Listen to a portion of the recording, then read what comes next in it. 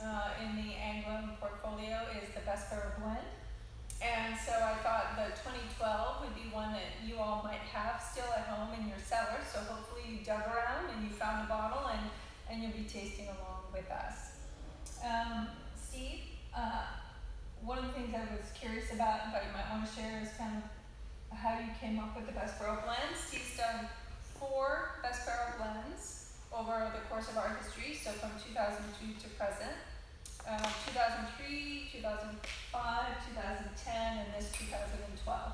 And what was the impetus for Best Barrel Blend? I would love to say I'm more creative than I am.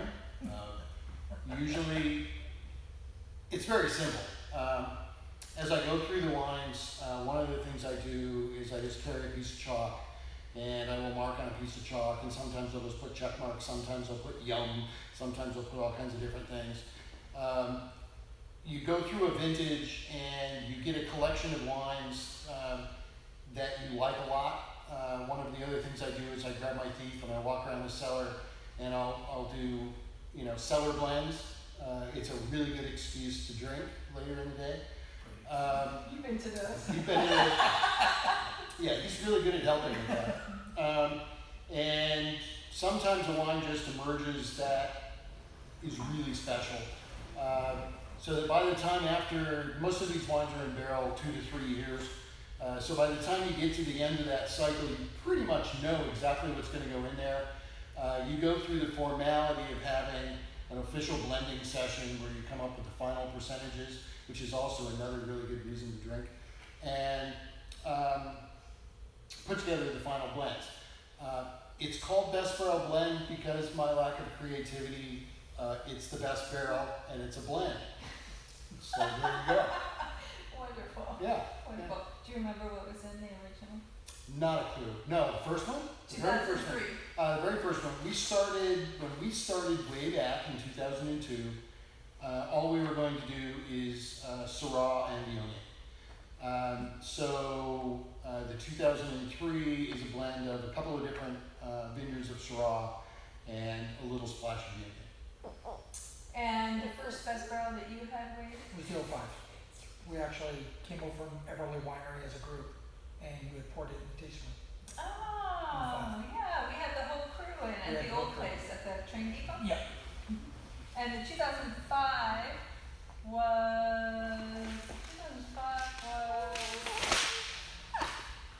that one was Mourvedre Syrah, 45% each, the balance Viognier or Roussanne? Grenache. Oh, balanced Grenache. There we go. There we go. That's the one that was super floral. Yeah? Mm-hmm. And then 2010. Do you remember 2010? Not a clue. That was a very long time ago. Was it? 2010 was Syrah Mourvedre. And then now we're to 2012. So hopefully you've poured your 2012s. And this is a third each Grenache Syrah Mourvedre, 1% Viognier on this blend. So talk about how you made this one. This was a very sophisticated calculation. It was very deep. We had 2 500-liter puncheons of Mourvedre. We had 2 500-liter puncheons of Grenache, 2 500-liter puncheons of Syrah. And in as much as, if you guys don't know me, I like symmetry. Those are all equal amounts. And if you have a label, they have to total to 100. So I had to add 1% of something so that I get equal amounts, and plus 1 to get to 100. Okay, but why do you really put Viognier in your blends?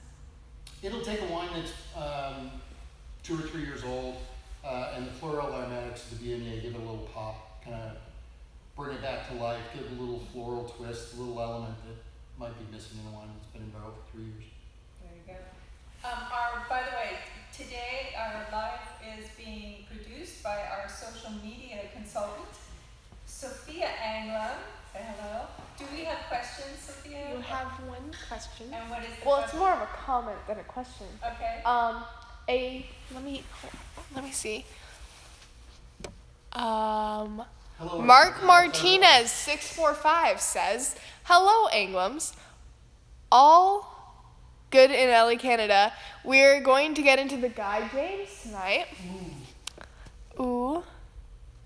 And then Alma Soul Winery says, "Great to see you, Anglims." Well, hi, Alma Soul. Hi, friends. And hi, friends from Canada. And the Guy James is another good one. We'll talk about that one at the end. That's our 100% Syrah. And that one has a special Steve connection as well. All right, so how about, I don't know if you guys want to dive into the 2012 Best Barrel Blend.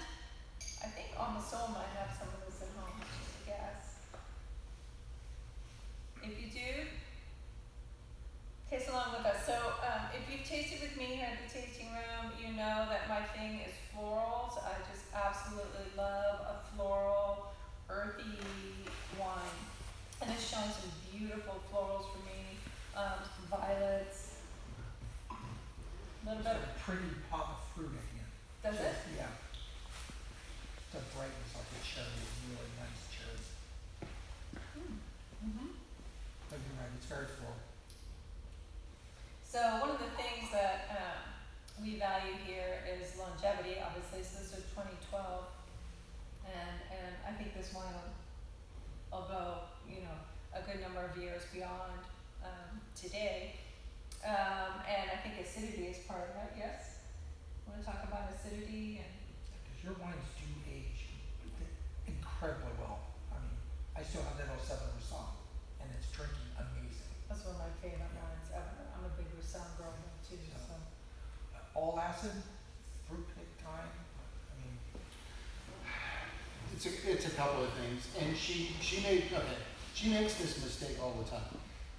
She asked me the question, so is it the acid, the pH, She runs the risk of opening a box that was named after Pandora, and we could be here, I don't know, tomorrow, and I still wouldn't have a clear answer for you. One of the things I think that helps with the longevity is the extended barrel aging.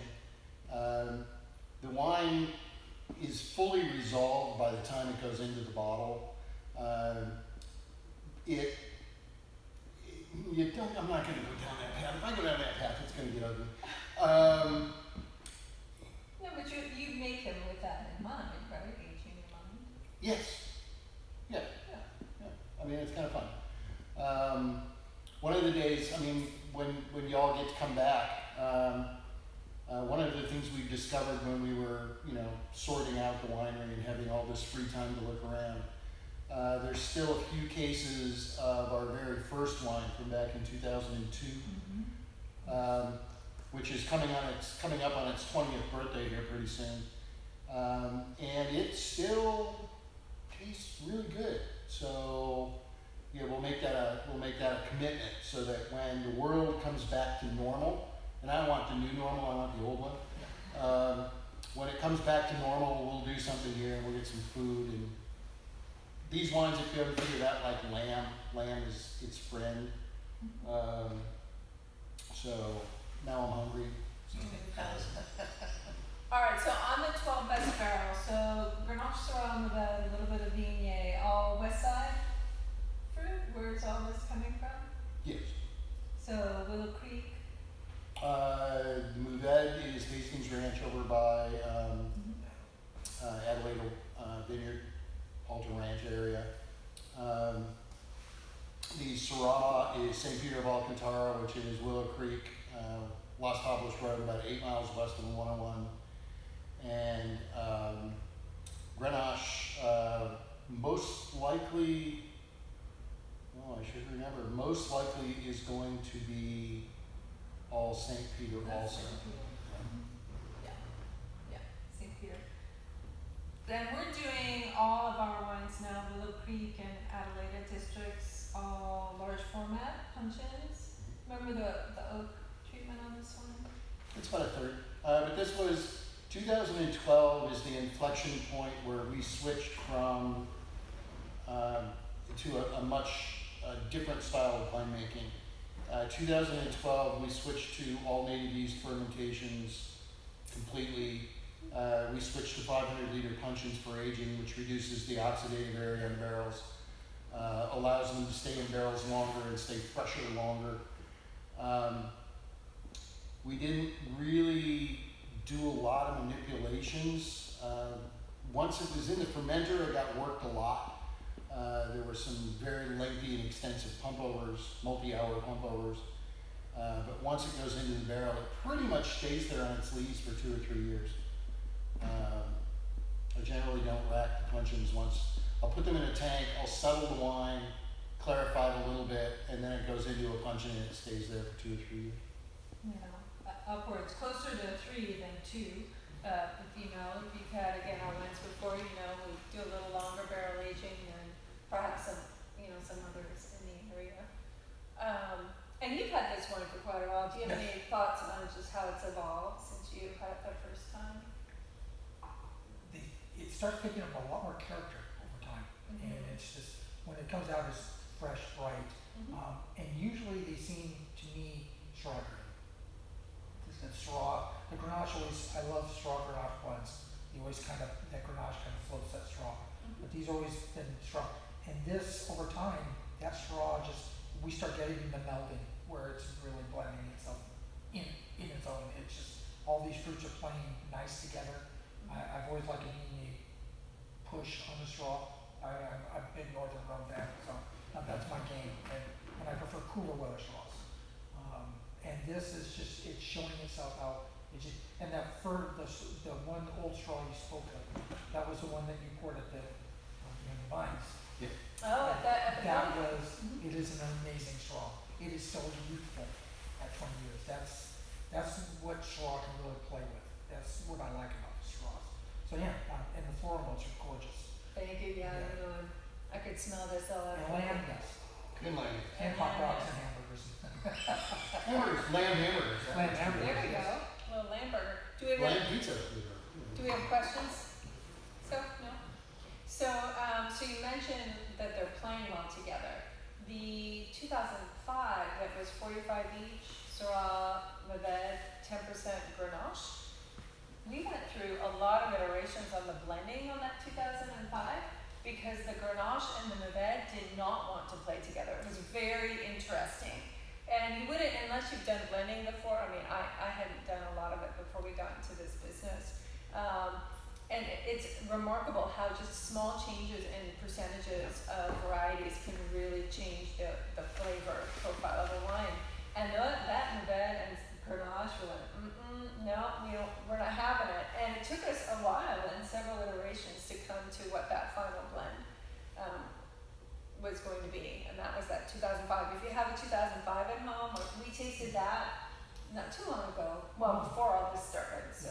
We went from 05 to 12. In fact, you were pointing 05 to 12. Because I believe they went out when they closed. So when we It was a while ago. It was, when we moved to this tasting room, we re-released the 05 Tour Club because it was 2005 was the year that we opened at the train depot, our tasting room. So it was kind of commemorative to say we're leaving, and so we released it 2005. But yeah, this 12 is showing, I think, really beautifully and has some longevity on it. Do you want to talk about Guy James, since we have friends in Canada who are drinking the Guy James right now? Do you know, Sophia, is it the 2014 or the 2013 Guy James? Okay. Guy James is an homage to my father, obviously. Guy James Anglim was my father. So we finally figured out, I had this little glimmer of marketing where I figured, hey, we'll name it after Dad, what a concept. Had I not done the Guy James Syrah, most likely that would have been another best barrel blend. But I had this random thought that I should name it after Dad. So going forward, there'll probably be a mix of the two. We've been talking about trying to pull together another best barrel blend. One of the giggles going forward is, because I don't know if a lot of you know, there are some Bordeaux varietals in there these days. We might play with a best barrel blend that is actually from a different part of France and see how that works. Again, shooting for something that could hold up 20 years. It'll be interesting. Yeah, this is Steve's one, so he makes what, you know, when he is so moved and what he's moved to make. So that's interesting that it could be a Bordeaux. That'd be fun. It could be a Bordeaux, Right. yes. A petit Bordeaux, there's a little petit Bordeaux back there. That's pretty tasty. Pretty tasty. Can I see your head when you're doing that?